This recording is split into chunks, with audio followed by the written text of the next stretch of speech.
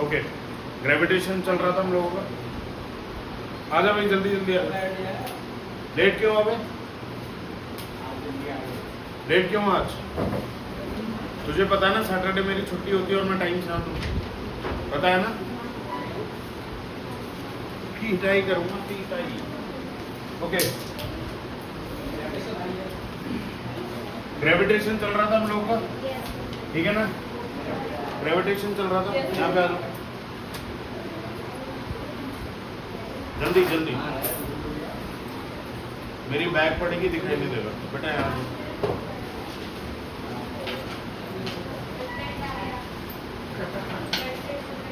शांत रहो, 10th class, काम करो अपना चुपचाप से। 8:30, ठीक है भाई, ध्यान दो। तो ग्रेविटेशन हमारा चल रहा था और कल मैंने आप लोगों को इसको प्रैक्टिस करने के लिए भी बोला था ना? पढ़ लिया था आप लोगों ने? कोई दिक्कत वाली बात? बोलो। ग्रेविटेशन में जितना मैंने पढ़ाया था अभी तक, उसमें किसी भी प्रकार का कोई डाउट हो तो बताओ। कोई डाउट है ग्रेविटेशन में अभी तक जो भी मैंने पढ़ाया था? एक बार ओवरव्यू कर लेते हैं ग्रेविटेशन को। ग्रेविटेशन क्या होता है? ग्रेविटेशन क्या होता है बताओ बताओ।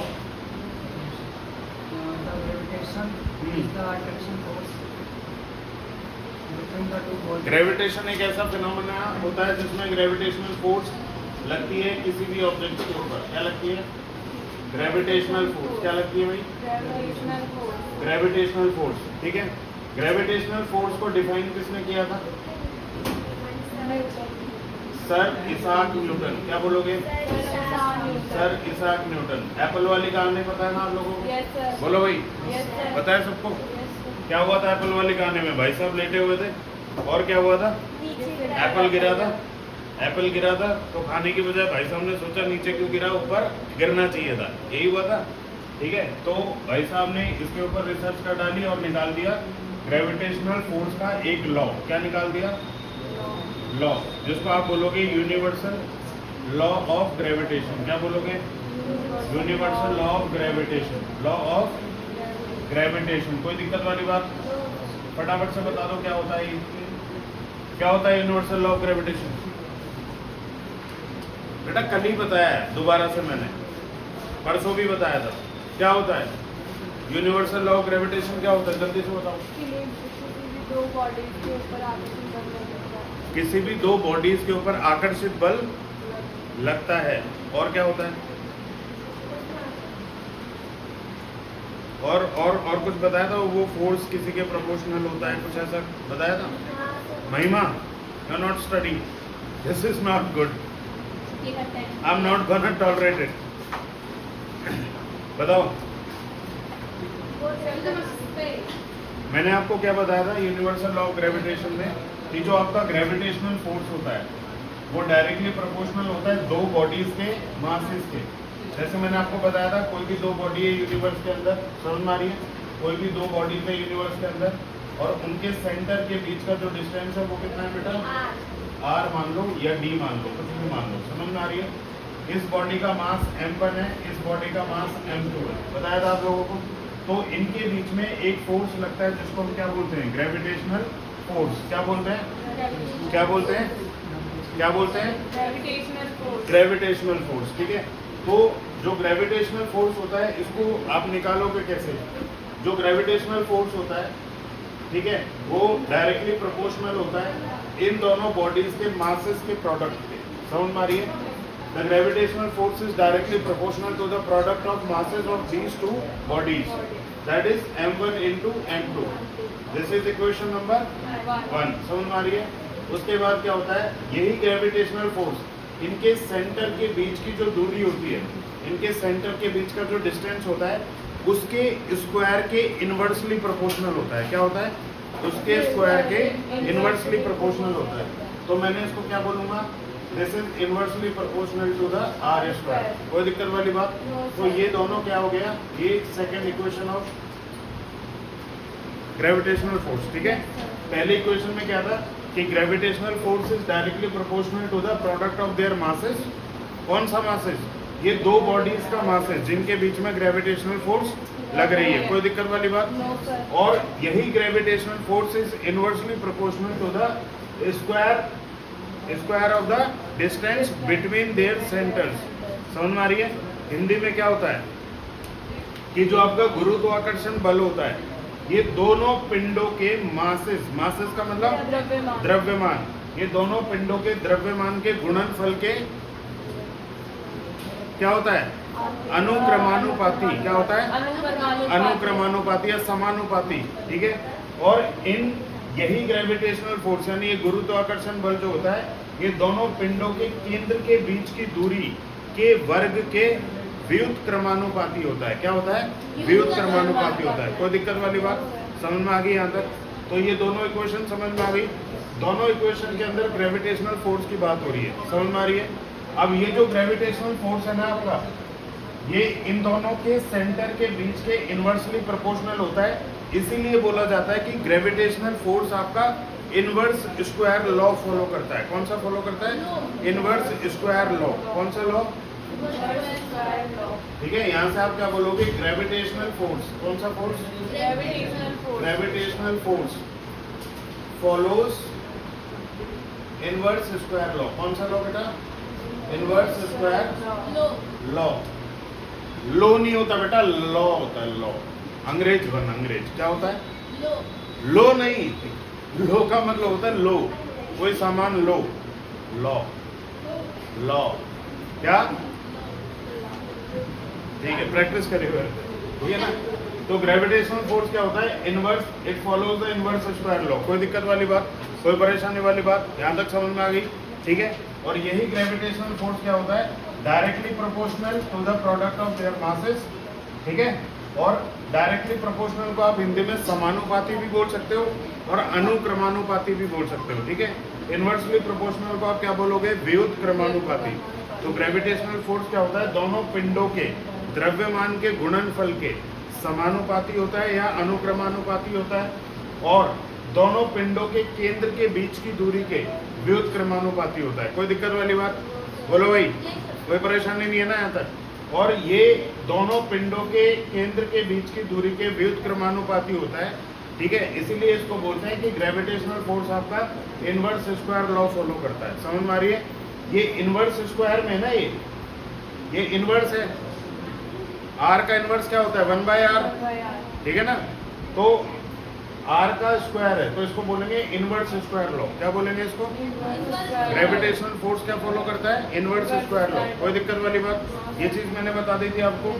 अभी इक्वेशन 1 और इक्वेशन 2 को मिला करके आपका ग्रेविटेशनल फोर्स का फॉर्मूला निकला था कि नहीं?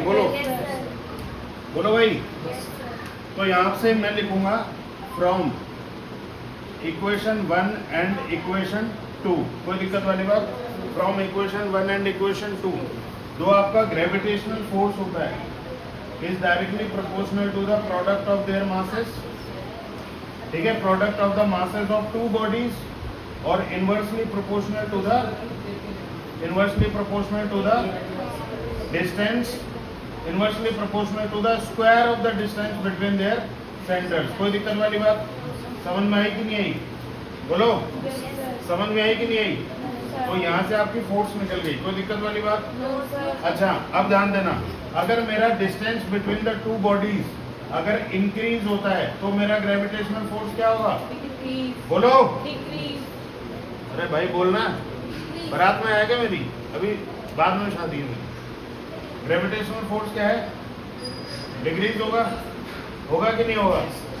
और स्क्वायर, ये आर का स्क्वायर है। जैसे मान लो कि 2 मीटर बढ़ा तो 2 मीटर के बजाय वो 4 मीटर बढ़ेगा। समझ में आ रही है ना? क्योंकि 2 का स्क्वायर क्या होता है? 4 मीटर। और उसी हिसाब से आपका ग्रेविटेशनल फोर्स क्या होगा? कम होगा। समझ में आ रही है ना? कोई दिक्कत वाली बात? इसलिए बोलेंगे क्या? Gravitational force is inversely proportional to the square of the distance between the centres of the two bodies. कोई दिक्कत वाली बात? अब ध्यान दो, ग्रेविटेशनल फोर्स जो होता है, अगर ये डायरेक्टली प्रोपोर्शनल का साइन में हटाऊंगा तो क्या लगेगा? इक्वल टू, और साथ में आएगा एक कांस्टेंट ऑफ प्रोपोर्शनलिटी। क्या आएगा? स्थिरांक आएगा। क्या आएगा? स्थिरांक आएगा। इसको बोलेंगे कांस्टेंट ऑफ प्रोपोर्शनलिटी। मतलब जब भी डायरेक्टली प्रोपोर्शनल, जब ये प्रोपोर्शनलिटी का साइन हटता है तो इक्वल टू का साइन आता है, इक्वल टू के साइन के साथ साथ कांस्टेंट ऑफ प्रोपोर्शनलिटी आता है कि नहीं आता है? बोलो भाई। मैंने आपको पढ़ाया था force is directly proportional to the acceleration, बताया था ना। तो यहाँ पे अगर इसका ये जो डायरेक्टली प्रोपोर्शनल का साइन है इसको हटाऊंगा तो एक कांस्टेंट आएगा। वो कांस्टेंट आपका क्या है? मास। किसी भी बॉडी का मास हमेशा क्या रहता है? कांस्टेंट। पढ़ा था ना हमने, law of conservation of mass पढ़ा था केमिस्ट्री में। मास can neither be created nor be destroyed. पूरे यूनिवर्स में मास जो होता है वो हर जगह क्या होता है? सेम रहता है। तो मास ना तो बढ़ाया जा सकता है ना घटाया जा सकता है। समझ में आ रही है बात? अब ध्यान दो, जो मास है आपका ये कांस्टेंट ऑफ प्रोपोर्शनलिटी हो जाएगा, इनटू क्या हो जाएगा? एक्सेलरेशन। कोई दिक्कत वाली बात? तो कभी भी अगर प्रोपोर्शनलिटी का साइन अगर मैं हटाता हूँ तो इक्वल टू का साइन आएगा। किसका साइन आएगा? लिख के पढ़े बे, लिख के पढ़ाई कर। मजाक चल रहा है क्या यहाँ पे? कोई भी बच्चा ऐसे मुंह हिलाता हुआ नजर आ गया तो बताऊंगा अभी। कल जो पढ़ाया था वो पूरा रिवाइज करो अच्छे से। समझ में आ रही है बात? ठीक है, कैसे डांटता हूँ? बढ़िया, ध्यान दो। ये क्या आ गया? Gravitational of, sorry constant of, अरे constant of proportionality, constant of proportionality. क्या? Constant of proportionality. समझ में आ रही है? अच्छा, उसके बाद बाकी का एज इट इज आ जाएगा m1 इंटू m2 अपॉन में r स्क्वायर। कोई दिक्कत वाली बात? तो this is the mathematical expression of universal law of gravitation. समझ में आ रही है ना? समझ में आ रही है ना? और ये यूनिवर्सल लॉ ऑफ ग्रेविटेशन किसने दिया था? Sir Isaac Newton. किसने दिया था? समझ में आ रही है? यानी universal law of gravitation was propounded by sir Isaac Newton, और हिंदी में बोलते हैं प्रतिपादित किया। किसने प्रतिपादित किया? कल बोल रहे थे, कल कोई से पूछ रहा था। हाँ, किसने प्रतिपादित किया? सर इसाक न्यूटन ने। कौन सा law? Universal law of gravitation, यानी गुरुत्वाकर्षण का नियम। समझ में आ रही है? गुरुत्वाकर्षण का नियम। गुरुत्वाकर्षण के नियम के अनुसार क्या होता है? ब्रह्मांड में कोई भी दो पिंड, किसी एक का मास m1 है, एक का मास m2 है, तो उनके बीच में क्या लगेगा? गुरुत्वाकर्षण बल, ग्रेविटेशनल फोर्स। और वो ग्रेविटेशनल फोर्स क्या होगा? उन दोनों पिंडों के, उन दोनों बॉडीज के मास का प्रोडक्ट जो होगा उसके डायरेक्टली प्रोपोर्शनल होगा। समझ में आ रही है? और उन दोनों बॉडीज के सेंटर के बीच का जो डिस्टेंस होगा उसके इनवर्सली प्रोपोर्शनल होगा। कोई दिक्कत वाली बात? हिंदी में सुन लीजिए, दोनों पिंडों के गुरुत्वाकर्षण बल जो होगा दोनों पिंडों के द्रव्यमान के गुणनफल के समानुपाती होगा, और दोनों पिंडों के केंद्र के बीच की दूरी के केंद्र के बीच की जो दूरी होती है उसके स्क्वायर के, समझ में आ रही है? उसका स्क्वायर यानी उसके वर्ग के व्युत क्रमानुपाती होगा। कोई दिक्कत वाली बात? समझ में आ रही है? इंग्लिश में बोले तो क्या बोलेंगे? According to the universal law of gravitation, gravitational force between two bodies will be directly proportional to the product of their masses, that is m1 into m2, and gravitational force will be inversely proportional to the square of the distance between their centers, यानी r square। समझ में आ रही है बात? कोई दिक्कत वाली बात? और इसको मैथमेटिकली हम इस तरीके से लिखेंगे। समझ में आ रही है? बोलो भाई, कोई दिक्कत? अब ध्यान देना, ये जो आपका ग्रेविटेशनल कांस्टेंट है इसको बोलेंगे जी। क्या बोलेंगे? जी। अब हर जगह कांस्टेंट ऑफ प्रोपोर्शनैलिटी का अपना अलग अलग मतलब होगा। समझ में आ रही है? जैसे यहाँ पे इसका मतलब था मास, यहाँ पे क्या होगा? Gravitational constant. क्या होगा? ये जो जी है ये आपका क्या होगा? Gravitational constant. क्या होगा बेटा? Gravitational constant. समझ में आ रही है? और इस ग्रेविटेशनल कांस्टेंट की जो वैल्यू होती है वो कितनी होगी? 6.67 इंटू 10⁻⁻11। 11 के बाद न्यूटन मीटर स्क्वायर पर केजी स्क्वायर। कोई दिक्कत वाली बात? यहाँ तक मैंने बताया था आप सभी को। कोई परेशानी, कोई तकलीफ? ठीक है ना, इसको लिखने की जरूरत तो नहीं है, समझ में आ रही है? हटा दूं?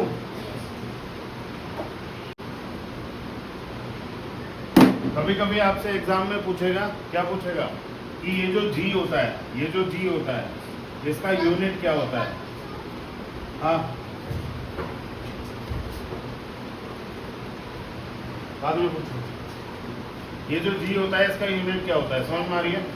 कभी कभी आपसे एग्जाम में पूछेगा जी का यूनिट क्या होता है। अच्छा, ये जी होता क्या है? ये जी होता है ग्रेविटेशनल कांस्टेंट। क्या होता है? Gravitational constant. हिंदी में क्या बोलेंगे? गुरुत्वाकर्षणीय स्थिरांक। समझ में आ रही है क्या होगा? गुरुत्वाकर्षणीय स्थिरांक। समझ में आ रही है बात? कोई दिक्कत वाली बात? एक जन हमारा भाई नेगा जन चश्मा खान देता लगाओ ना, जो सुषमा को लगा कहीं ना तो उसमें नंबर बढ़ जाओगा, समझ में को ना कैसे कहीं। आप अपना काम करें वरना मार पड़ सकती है बहुत बुरी वाली, ठीक है? और ये जो जुल्फे हैं ना, इनको साइड में कर लो और क्लिप लगा लो, और गरीबी छा रही है तो मुझे बता दो, मैं दे दूंगा पैसे क्लिप के। ग्रेविटेशनल कांस्टेंट, कोई दिक्कत वाली बात? अब ये जो ग्रेविटेशनल कांस्टेंट है ना, इसकी यूनिट हमें कैसे निकालनी है? सिंस हमें ये पता है कि ग्रेविटेशनल फोर्स जो होता है इज इक्वल टू क्या होगा? जी m1 इंटू m2 अपॉन में r²। यही होता है? कोई दिक्कत वाली बात? अब ध्यान दो, मुझे इसकी यूनिट निकालनी है तो इसको पहले अलग कर लूंगा। तो जी इज इक्वल टू क्या होगा? Gravitational force into r² upon में m1 इंटू m2। कोई दिक्कत वाली बात? कोई दिक्कत वाली बात? ठीक है ना? वेयर जी एफ क्या होता है आपका? Gravitational force. क्या होगा? Gravitational force. हिंदी में क्या कहते हैं इसको? गुरुत्वाकर्षण बल। गुरुत्वाकर्षण बल। और m1 क्या होगा?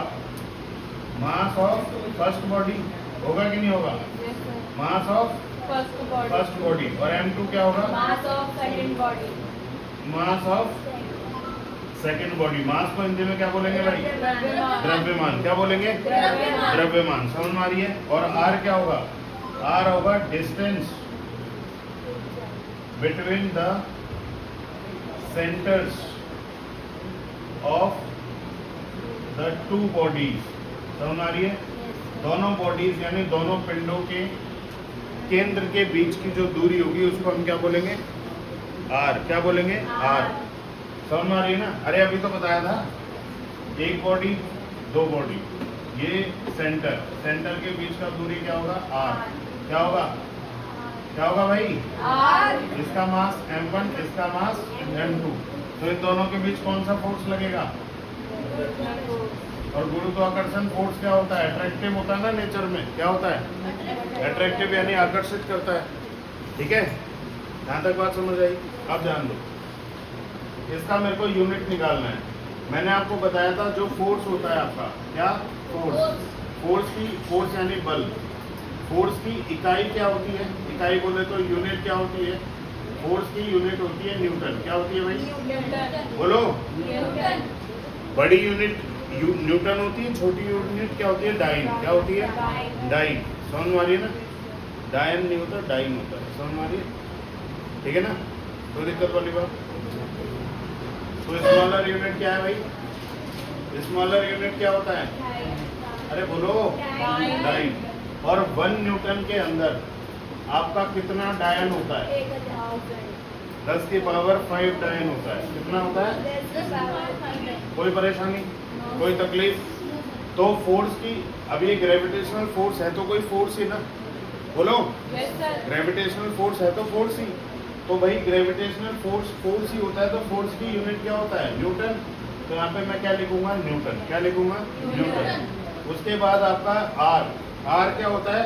दोनों बॉडीज के सेंटर के बीच का डिस्टेंस। क्या होता है?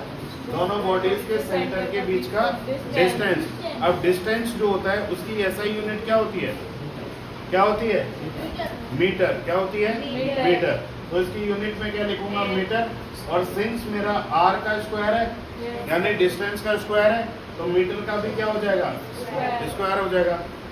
समझ में आ रही है? अपॉन उसके बाद m1 और m2।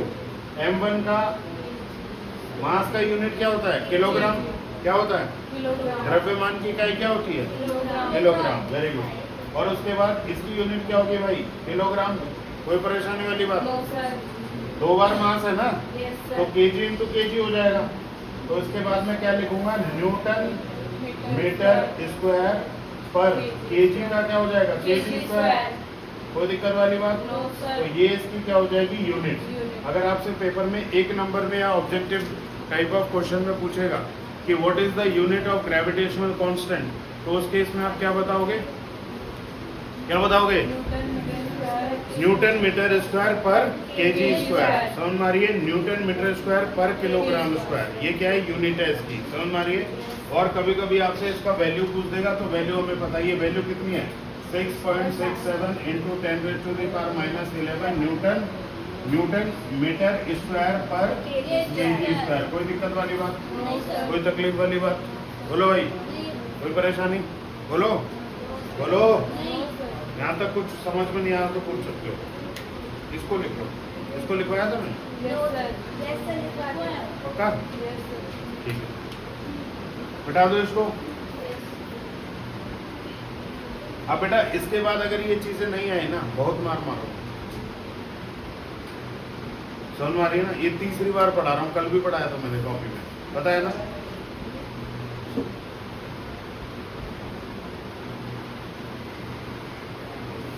मैं कहीं गणेश से था मैं बता दे मुझे। हैं? बता। चश्मा लगा रहे बगल, चश्मा का नंबर बढ़ जाओगे नहीं तो। अब बार तो चश्मा लगाओगी तो चश्मा हट जाओगी, और पाछल लंबा टाइम तक नहीं लगाओगे ना, बीच बीच में ब्रेक दे देगी, तो चश्मा का नंबर कहीं हो जाएगा, बढ़ जाओगे। और परमानेंट कहीं हो जाओगी, चश्मा 3 कहीं हो जाओगी।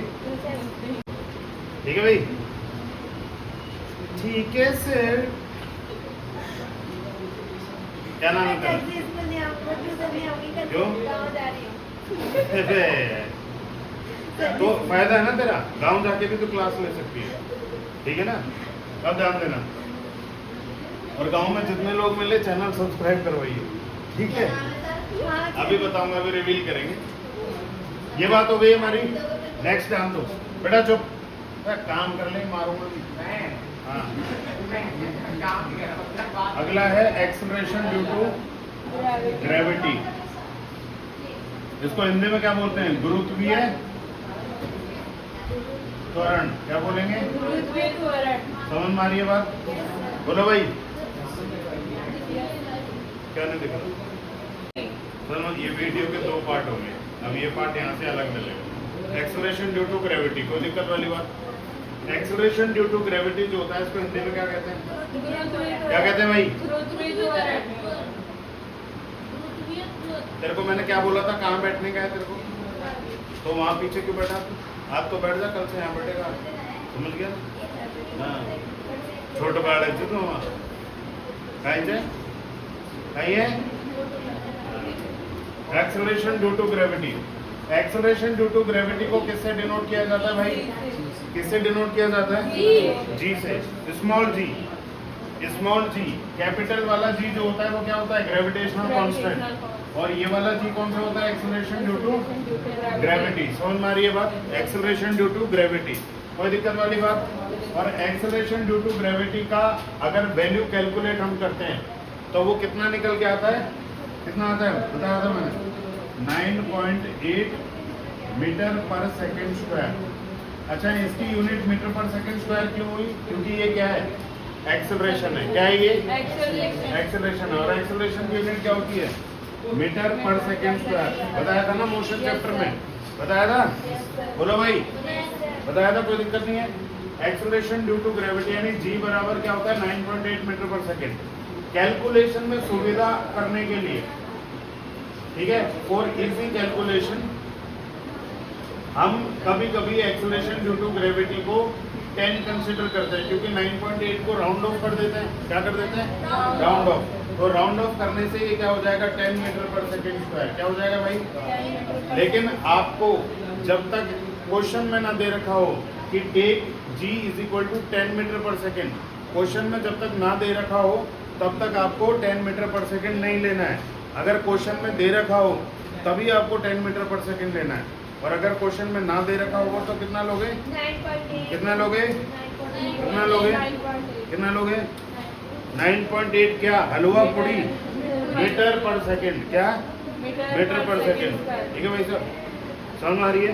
तो इसकी वैल्यू कैलकुलेट करना मैंने आपको बताया था कि जैसे मान लो ये अर्थ का सरफेस है, क्या है ये? अर्थ का सरफेस, कोई दिक्कत वाली बात? तो यहाँ पे कहीं बीच में अर्थ का सेंटर होगा, होगा कि नहीं होगा? और अर्थ के सेंटर से लेके यहाँ तक ऊपर तक क्या होगा? आर। आर बोले तो रेडियस ऑफ अर्थ, समझ में आ रही है? और ये अर्थ का सरफेस है, अर्थ के सरफेस से कुछ हाइट पर, अर्थ के सरफेस से कुछ हाइट पर, बेटा बात नहीं, अर्थ के सरफेस से कुछ हाइट पर, समझ में आ रही है? अर्थ के सरफेस से कुछ हाइट पर कोई एक ऑब्जेक्ट है, क्या है ये? और वो हाइट कितनी है बेटा? h। कितनी हाइट है वो? ये ऑब्जेक्ट है। अब ध्यान दो, यहाँ पे जो h है यानी ये जो हाइट है वो इस r के कंपैरिजन में क्या है? बहुत ज्यादा छोटी है ना। माँ जो रेडियस ऑफ द अर्थ है वो लगभग आपका 6400 किलोमीटर होता है। कितना होता है? रेडियस ऑफ अर्थ कितना होता है बेटा?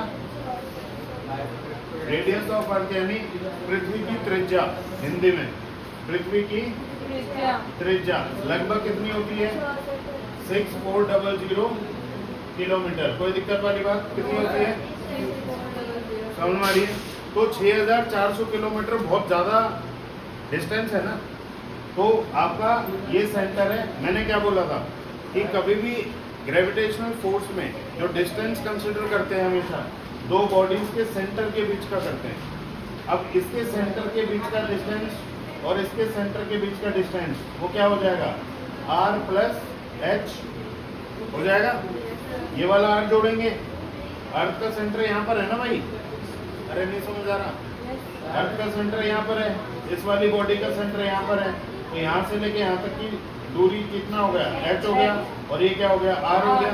टोटल डिस्टेंस कितना हो गया? r plus h। लेकिन यहाँ पे जो ऑब्जेक्ट की हाइट है from the surface of the earth ये बहुत ज़्यादा छोटी है in comparison with the radius of earth. समझ में आ रही है? जो हाइट ऑफ द ऑब्जेक्ट है ये बहुत ज़्यादा क्या है? छोटी है in comparison with the earth, earth का रेडियस। समझ में आ रही है ना? रेडियस ऑफ द अर्थ के कंपैरिजन में the height of that particular object above the earth surface is very very small, hence h can be negligible. समझ में आ रही है ना? h को जो है हम क्या कर देंगे? नेग्लिजिबल कर देंगे, नलीफाई कर देंगे, उसको कंसिडर नहीं करेंगे, क्योंकि h जो है वो r के कंपैरिजन में बहुत छोटा डिस्टेंस है। समझ में आ रही है बात? तो हम किसको कंसिडर करेंगे? r को। तो यहाँ पे क्या लिखेंगे? Since h is very very very small as compared to r, इसलिए हम टोटल डिस्टेंस यहाँ पे r ही कंसिडर करेंगे। समझ में आ रही है? बोलो भाई, समझ में आ रही है ना? अब ध्यान दो, कोई कंफ्यूजन नहीं रखना है। तो यहाँ पे जो फोर्स लग रहा है इसके ऊपर, ग्रेविटी की वजह से जो फोर्स लग रहा है इसको अर्थ अपनी तरफ खींच रही है ना, खींच रही है ना। तो वो जो फोर्स लग रहा है वो क्या लग रहा है? m इंटू जी। अगर इसका मास क्या है? m है, और मेरे को अर्थ का मास भी लेना पड़ेगा। अर्थ का मास क्या हो गया? me हो गया। समझ में आ रही है बात? ये बॉडी का मास हो गया और ये अर्थ का मास हो गया। यहाँ से बहुत अच्छा कंसेप्ट निकल करके आएगा, बहुत ध्यान से समझना, ठीक है? यहाँ से आपका ये मास m है और यहाँ पे मास ऑफ द अर्थ है। कोई दिक्कत वाली बात? बोलो भाई, समझ में आ रही है ना? मतलब ये पृथ्वी का द्रव्यमान और ये इस वस्तु का द्रव्यमान, वस्तु का द्रव्यमान छोटा वाला m, पृथ्वी का द्रव्यमान कैपिटल M E। समझ में आ रही? E का मतलब मास ऑफ अर्थ। कोई दिक्कत वाली बात? बोलो भाई, कोई दिक्कत नहीं है ना यहाँ पे? आप समझो। तो यहाँ पे मैं फोर्स लूंगा, फोर्स इज इक्वल टू क्या हो जाएगा? m इंटू जी। कौन सी फोर्स? Gravitational force. तो ये क्या हो जाएगा? Equation number 1। और यहाँ पे ग्रेविटेशनल फोर्स दोनों ऑब्जेक्ट के बीच में कितना लगेगा उसकी वैल्यू हमने निकाली थी, वो क्या हो जाएगा आपका? m e into m upon में दोनों के बीच का डिस्टेंस। तो दोनों के बीच का डिस्टेंस क्या होगा? r प्लस h का स्क्वायर। कोई दिक्कत वाली बात? दोनों के बीच का डिस्टेंस क्या होगा? r प्लस h का स्क्वायर। महिमा भाई यू आर चुप। दोनों के बीच का डिस्टेंस क्या होगा? r plus h। R plus H. समझ मारी किसने मारा? पापा ने, मम्मी ने, भाई ने? तो दोस्त से लड़ाई हुई, रूठ गई क्या वो तेरी दोस्त? R plus H. समझ मारी है? ठीक है, आर प्लस। और मैंने यहाँ पे ये वाला कंसेप्ट बताया था आपको कि H is very very small as compared to R, neglect H। समझ आ रही है? क्योंकि H का डिस्टेंस जो है वो R के कंपैरिजन में बहुत छोटा है, इसलिए हम H को क्या कर देंगे, नेग्लेक्ट कर देंगे। समझ आ रही है? कोई दिक्कत वाली बात? और H क्या है आपका? इस वाले ऑब्जेक्ट का height from the surface of earth. कोई दिक्कत वाली बात? तो जब मैं इसको हटा दूंगा H को, यहाँ पे लिखूंगा since H is very very small as compared to R, hence H will be neglected। H will be neglected। तो यहाँ पे फोर्स क्या हो जाएगा? F बराबर G mass of the earth into mass of the object upon में R square. कोई दिक्कत वाली बात? क्या हो जाएगा? R स्क्वायर हो जाएगा। बोलो भाई, Yes, sir. बोलो। Yes, sir. तो ये भी फोर्स की वैल्यू है और ये भी फोर्स की वैल्यू है। ठीक है, इक्वेशन नंबर 1 और इक्वेशन नंबर 2 समझ में आ रही है? ठीक है, तो अभी मैं क्या करूंगा, इन दोनों इक्वेशंस को एक साथ लिख दूंगा कि नहीं? Yes, sir. ठीक है ना? तो यहाँ पे लिखता हूँ, तो यहाँ पे मैं लिखूंगा from equation 1 and equation 2। From equation 1 and equation 2 क्या लिखूंगा? F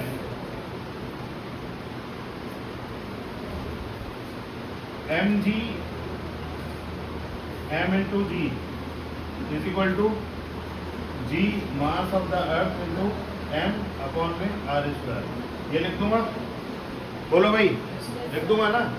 तो इस मास से ये मास कट की जाएगा, तो g बराबर, यानी g क्या होता है? Acceleration due to gravity, g m e upon में r स्क्वायर। ये आपका फॉर्मूला आ गया किसका? एक्सेलरेशन ड्यू टू ग्रेविटी का। कोई दिक्कत वाली बात? एक्सेलरेशन ड्यू टू ग्रेविटी का। वेयर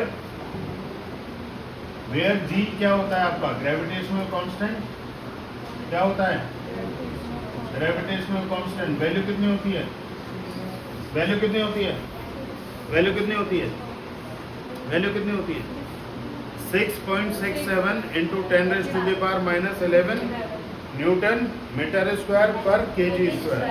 समझ में आई? कितना होता है बताओ? 6.67 into 10 raise to the power 10 की पावर है, 10 raise to the power -11 newton metre square पर केजी स्क्वायर। कोई दिक्कत वाली बात? समझ में आ रही है? क्या वो नहीं हो, थोड़ा डिस्टर्ब लग रहा है। ये क्या है? Mass of the earth. क्या है ये? Mass of earth. Mass of the earth देख के बताओ कितना है? मास ऑफ अर्थ कितना है? जल्दी, अरे किताबों में दे रखा भाई, किताब पढ़ा करो। कितना है?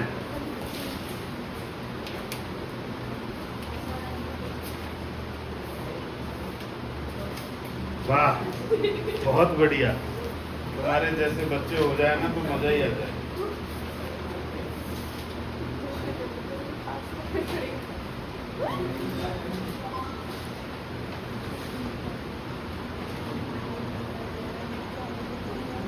मास ऑफ द अर्थ होता है 5.98 इंटू 10 की पावर 24। 5.98 इंटू 10 की पावर 24 kg। 5.98 इंटू 10 की पावर 24 kg। समझ में आ रही है? और ये क्या होता है बेटा? ये क्या होता है? बोलो। R क्या होता है? Radius of earth. Very good. क्या होता है? रेडियस ऑफ अर्थ, जो कि कितना होता है? 6400 किलोमीटर। कितना होता है?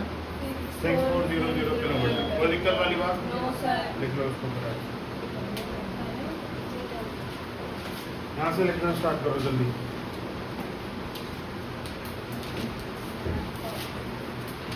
अच्छा, कॉपी अब निकलेगी? हो। Copy. लिखो जल्दी।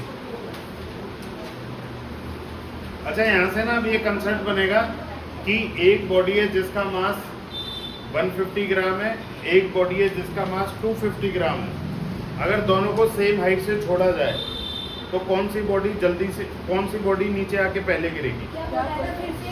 अगर एक का द्रव्यमान 150 है, एक बॉडी है जिसका द्रव्यमान 150 ग्राम है और दूसरी बॉडी है जिसका द्रव्यमान 250 ग्राम है, दोनों को अगर सेम हाइट से हम छोड़ेंगे,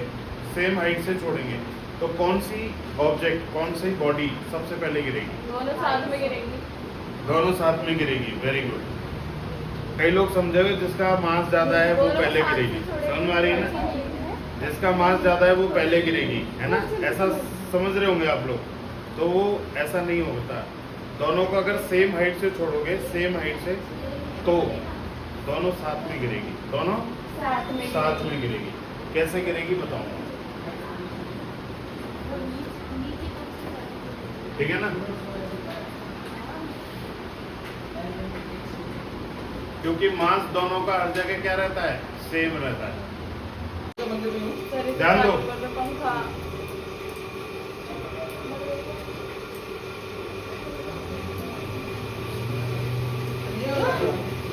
और नॉइस कर रहे हो आप तो।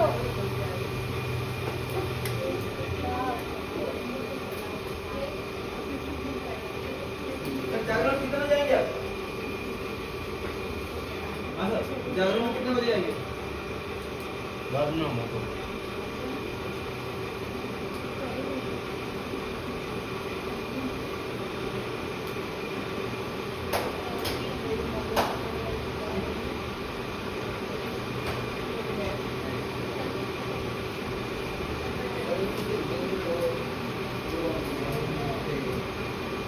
ठीक है। जो आपका ग्रेविटेशनल कांस्टेंट होता है ये हर जगह सेम रहता है। इसकी वैल्यू कभी भी कहीं पे भी चेंज नहीं होती। चाहे चंद्रमा पे चले जाओ, चाहे पृथ्वी के सेंटर पे चले जाओ, चाहे ऊपर आ जाओ, कहीं पे भी, ठीक है ना? हर जगह क्या रहता है? ये कांस्टेंट रहता है। क्या रहता है? कांस्टेंट, सेम रहता है। और इसकी वैल्यू कितनी होती है? 6.67 into 10 की पावर -11 न्यूटन मीटर स्क्वायर पर सेंटी स्क्वायर। लेकिन अगर मैं बात करूंगा इसकी, तो इसकी वैल्यू हर जगह क्या होती रहती है? चेंज होती रहती है। समझ में आ रही है? Value of acceleration due to gravity, value of acceleration due to gravity changes at different places। समझ में आ रही है? कोई दिक्कत? इसकी आइडियल वैल्यू जो होती है वो कितनी होती है? 9.8 मीटर पर सेकेंड स्क्वायर। समझ में आ रही है? और ध्यान देना, ग्रेविटेशनल कांस्टेंट जो होता है ये एक स्केलर क्वांटिटी है। कौन सी क्वांटिटी है? ठीक है। और ये कौन सी क्वांटिटी है? It is a vector quantity. क्योंकि जगह के हिसाब से इसकी वैल्यू चेंज हो रही है ना। समझ में आ रही है? अलग अलग प्लेसेस पे इसकी वैल्यू क्या हो रही है? चेंज हो रही है। तो we are considering the direction also. और ऐसी क्वांटिटी जिसमें डायरेक्शन और मैग्नीट्यूड दोनों होते हैं उसको क्या बोलते हैं? Vector quantity. कौन सी क्वांटिटी? तो it is a vector quantity. It is a vector quantity. कोई दिक्कत वाली बात? बोलो। ये स्केलर क्वांटिटी है। स्केलर क्वांटिटी को क्या बोलते हैं? अदिश या सदिश? अदिश। क्या बोलते हैं इसको? अदिश। और ये क्या है? सदिश राशि। समझ में आ रही है बात? छोटी की है कि बड़ी की? सदिश राशि। सदिश राशि कौन कौन सी होती है? जिसमें मैग्नीट्यूड भी होता है, और डायरेक्शन भी होता है। समझ में आ रही है बात? मैग्नीट्यूड का मतलब क्या होता है? परिमाण। क्या होता है? परिमाण का मतलब वैल्यू, और डायरेक्शन का मतलब दिशा। और इसमें क्या होता है? Only magnitude. क्या होता है? Only magnitude. कोई दिक्कत वाली बात? इसकी जो यूनिट होती है वो क्या होती है? न्यूटन मीटर स्क्वायर पर केजी स्क्वायर। समझ में आ रही है? और इसकी यूनिट क्या होती है आपकी? मीटर पर सेकेंड स्क्वायर। क्या होती है? मीटर पर सेकेंड स्क्वायर। तो बहुत घटिया है। बहुत ज़्यादा घटिया है। बोल दे मैं यूट्यूबर हूँ। इस दिन इसके तार ऐसे बढ़ाऊंगा ना यहाँ से, समझ में आ रही है? कोई सही नहीं कर पा रहा है। ठीक है भाई, चाप लो इसको जल्दी।